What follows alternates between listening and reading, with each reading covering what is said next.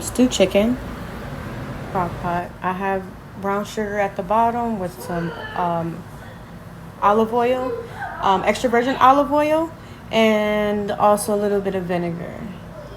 Just they are boiling. I'm going to actually also fry them and make some sausage rice, and then I'm going to season the chicken. I have a lot of chicken, so I think I want to use this and make it a different way. And those are my chicken with my seasoning.